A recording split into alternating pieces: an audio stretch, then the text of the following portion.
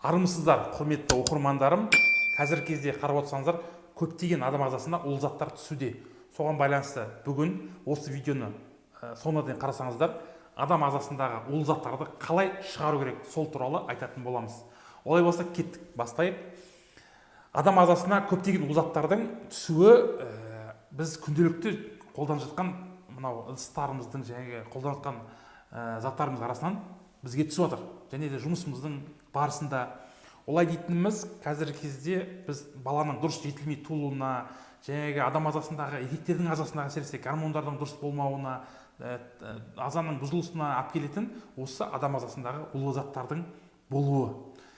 Олай болса, мынау ағзадағы токсиндер дейміз, медицина тілінде токсин дегеніміз, және улы заттардың ауыр металдар болуы мүмкін, сол сияқты ағзаға түсуі, бұл күнделікті қолданып жатқан тағам айтатын болса, қазанмен тамақ пісіреді, осы арқылы түсуі мүмкін. Және де мынау сваркада жұмыс істейтін химикалық улы затты заводтарда істейтін жігіттердің арасында осы арқылы, тыныс жолы арқылы, қан арқылы, демалу арқылы қанға түседі. Ол ағзадағы кумуляция процесіне әсер еткеннен кейін ол адамға кері әсерін тигізіп жатады. Олай дейтініміз, мәселен алатын болсақ, мынау кішкентай баланың ыдысы, мынау пластикалық ыдыстардың, сонымен қатар мынау формальдегид, көбінесе мынау пластиктерден бөлінетін, біз мынау асыққан кезде чайды, мынау жұқа пластиктерге құйылған тағамдарды қолданамыз. Оны микроволновкаға қойып ысыту арқылы біз ол өзімізге канцерогенді, яғни рак клеткаларының мынау ұшырауына алып келуі мүмкін. Өйткені пластиктен бөлінетін улы заттар адамға тікелей әсерін тигізеді. Әрине бұның бәрі енді болашақта болатын жағдай деп ойлаймын, өйткені барлығын мынау шыны ыдыстарға, мынау басқа да жолдарға көшу көп уақытты талап етеді. Бірақ адам өз басын осы заттардан айыруға болады. Ол болса, достар, осы ағзаға түскен токсиндердің, ауыр металдардың ағзадан шығару жолдарының ең бір тиімді түрі бұл тері арқылы шығару. Екінші жол бар, ол тамақтану арқылы, ашығу арқылы шығару болады. Енді адам ағзасына тиімдісінің бірі мынау тері арқылы токсиндерді шығару.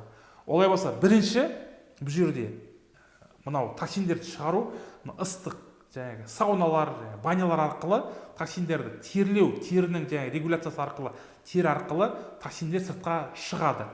Екінші жолы мынау ыстық ванналарға жату арқылы, ол жерге ыстық ванналардан терінің суға тию арқылы, жүрде клеткалардың ашылу арқылы, поралардың босау арқылы іштегі ағзалардағы токсиндердің сыртқа шығуына алып келеді.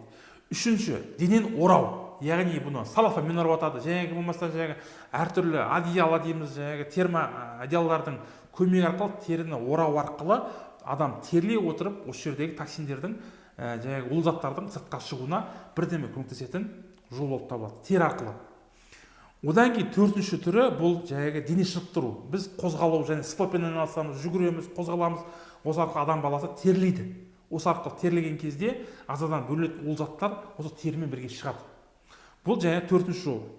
Бесінші жолы бұл дәрі-дәрмектер, яғни витаминдерді қолдана отырып, А, В, С, Д витаминдерін қолдана отырып, адам ағзасын ашықтырып, осы дәрумендердің көмегі арқылы іштегі улы заттардың цинк, селен микроэлементтерді қолдана отырып, ағзадағы ауыр металдардың бір-бірімен байланыспауын, окисление дейді ғой, окислительге бармас үшін осы дәрумендерді көтере отырып, иммунитетімізді жоғарылата отырып, осы улы заттардан біз арыла алады екенбіз. Олай болса, мынау бүгінгі қозған тақырыбымыз адам ағзасындағы токсиндердің, яғни улы заттардың тері арқылы шығару жолы болып табылады. Бүгінгі видеомыз ұнаған болса, астына лайк басып, комментарий жазып кетіңіздер. Егер мынау біздің қабылдауға жазыламын деген азаматтарға телефон нөмірі төменге қалдырып кетемін, хабарласыңыздар, міндетті түрде жауап беретін боламыз. Алыс қалалар үшін онлайн түрде қабылдап жүргіземіз. Егер Алматы қаласы жақын жердегі азаматтарға офлайн түрде қабылдап жүргіземіз. Аман болыңыздар, сау болыңыздар, ауырмайық.